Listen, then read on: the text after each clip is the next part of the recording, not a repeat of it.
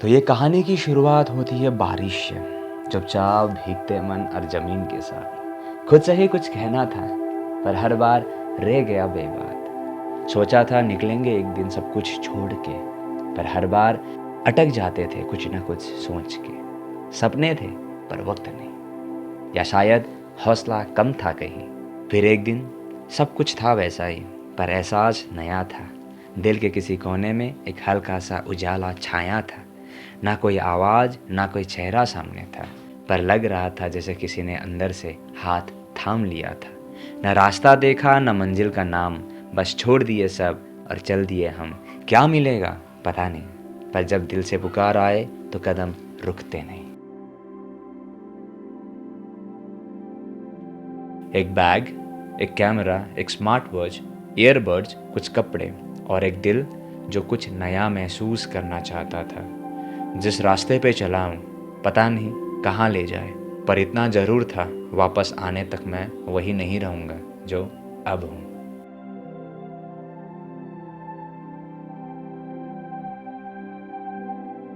NJP station. सबको कहीं ना कहीं जाना था, पर मेरे लिए ये सिर्फ एक स्टेशन नहीं, एक डोरवे था, जहाँ से ज़िंदगी का एक नया अध्याय शुरू होने जा रहा था। प्लेटफॉर्म पे खड़े होकर लग रहा था जैसे वक्त थोड़ा रुक गया हो और वक्त ने कहा हो, चल बेटा तू रेडी है, अब देख कैसे कहानी लिखते हैं।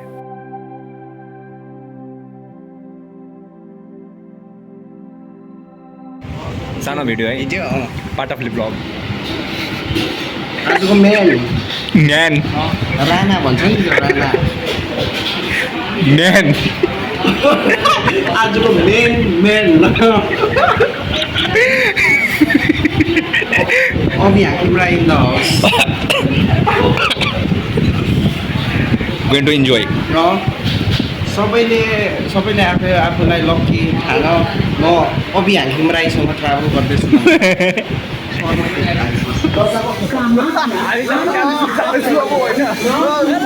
Welcome to our mini blog. मैले यत्रोदेखि के बट हामीसँग जाने केटीहरू चाहिँ नि अलिक केटा मरद रहेछ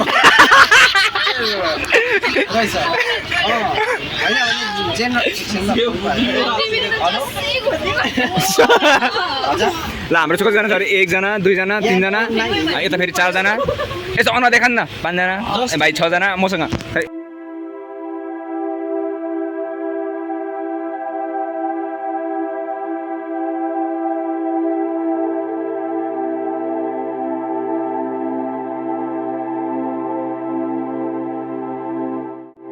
अभिषेक उर्फ हबी हकीम राय। नाम ही काफ़ी है।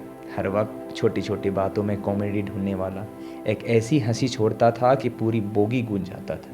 हम कहते थे भाई तू कॉमेडियन ने, मूड बूस्टर है। आदर्श ग्रुप का सबसे छोटा, लेकिन दिमाग सबसे तेज। कैसी भी परिस्थिति हो तुरंत ढल जाता था उसमें, जैसे पानी हर बर्तन का शेप ले लेता है। वैसे ही आदर्श हर मोमेंट को समझ जाता था। कम बोलता था, लेकिन जब बोलता था सब सुनते थे।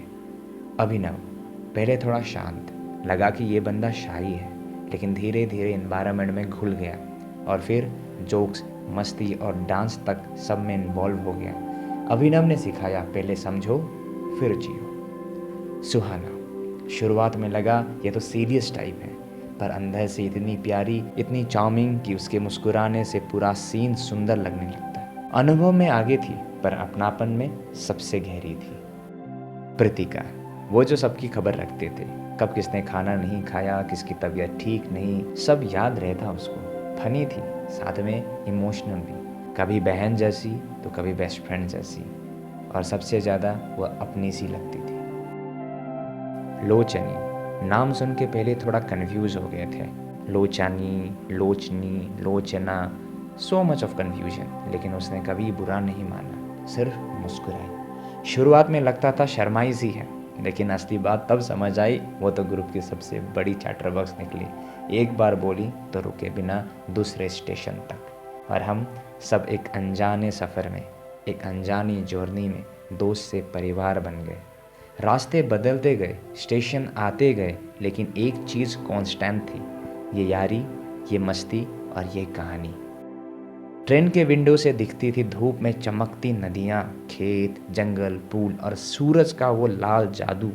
कभी कभी खिड़की के पार सिर्फ दृश्य नहीं होते, वो तुम्हारे अंदर कुछ महसूस करा जाते हैं। जैसे हर स्टेशन कुछ सीख छोड़ रहा हो, जैसे हर ब्रिज तुमसे कह रहा हो बस भरोसा रख, तू सही रास्ते पे है।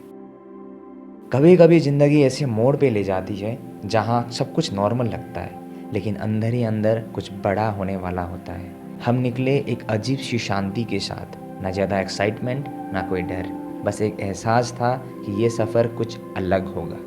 सियालदह तक का रास्ता जैसे खुद से मिलने का पहला स्टॉप। थोड़ा रुके, थोड़ा लम्हे लिए, लेकिन रुकना कभी फाइनल नहीं होता, बस एक और शुरुआत होती है।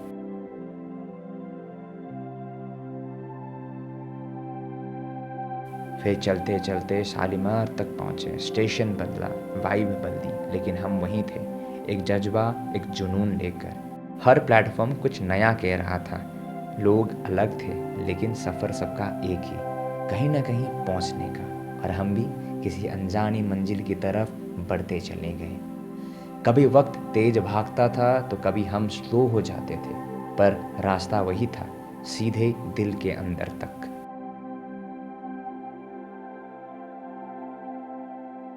अभी हम लोग शालीमार में हैं और यहाँ से आगे बढ़ना है। इस बार इस ट्रेन में हम लोगों का बोगी चेंज हो गया है। हम 3 यहाँ पर है, S5 में, 2 S3 में और 2 S1 में। तो सोचो हम लोगों को अगर मिलना हो तो एक बोगी एक्स्ट्रा जाना पड़ता है। मुझे लगता है ये वाली ट्रेन आगे बढ़ने वाली है, इसीलिए आवाज़ आ रही है, क्योंकि हम लोगों का तो 11:15 में बोला गया है, अभी तो 10:30 भी नहीं हुआ है। यहाँ पर हम लोग 1 घंटे से बैठे हुए हैं।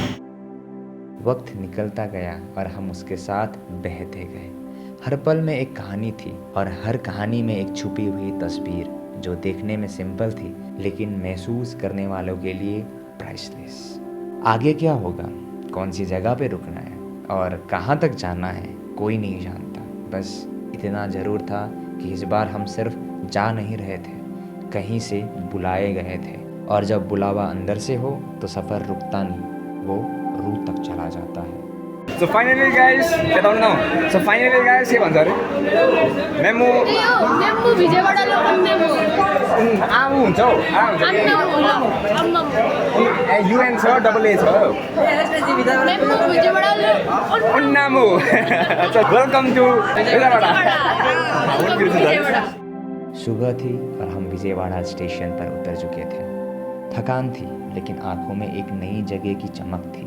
थोड़ा रेस्ट लिया और फिर निकल पड़े शहर के उस हिस्से में जहां जिंदगी का एक अलग रंग छुपा था।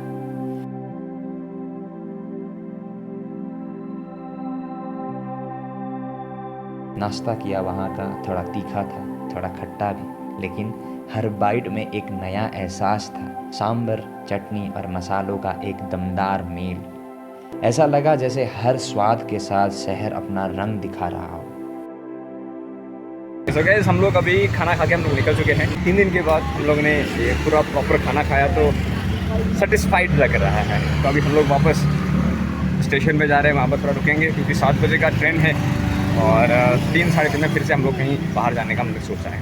फिर हम चले एक ऐसी जगह जहाँ सिर्फ भक्तों के पैर नहीं पड़ते, बल्कि उनके मन भी झुक जाते हैं। कनक दुर्गा मंदिर।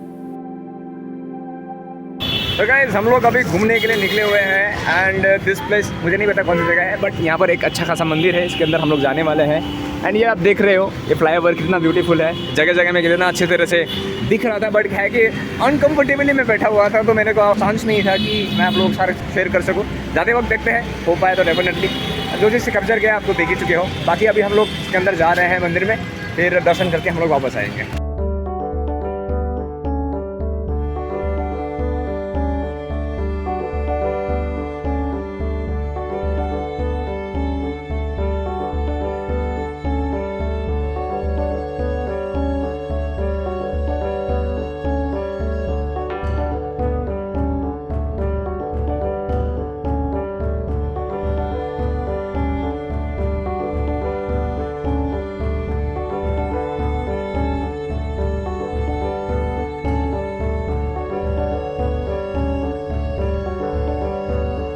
सो गाइस, हम लोग दर्शन करके वापस आ चुके हैं।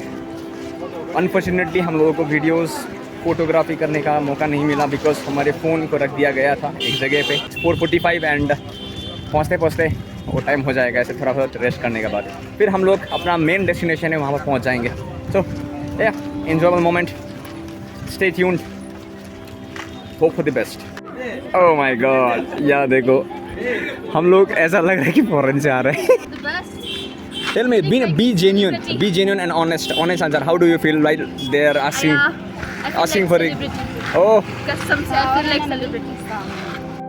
ऊपर से शहर का नज़ारा, नदी का फ्लो, मंदिर की घंटी, सब कुछ एक ही मोमेंट में, शांति भी, शक्तिशाली भी। मंदिर के बाद हम उसी नदी के पास गए। बहुत बड़ा था वो, लंबे चौड़े किनारे और उसके बीच में चलते चलते छोटे छोटे सपने, जैसे हर लहर कुछ दिखा कर चली जा रही हो। कुछ लोग बोटिंग कर रहे थे, हवा थोड़ी नरम थी और वक्त जैसे ठहरा सा लग रहा था।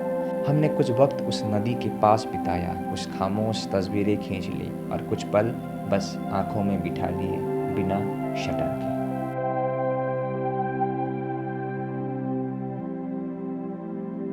फिर लौट आए स्टेशन। अगली ट्रेन का इंतज़ार था पर मन जैसे कुछ और सोच रहा था। अब तक के सफ़र में हमने सिर्फ रास्ते देखे थे, लेकिन अब जैसे मंजिल खुद हमें बुला रही हो। कहाँ जा रहे हैं हम? अभी तक न किसी को बताया, न खुद को पूरी तरह समझा पाया।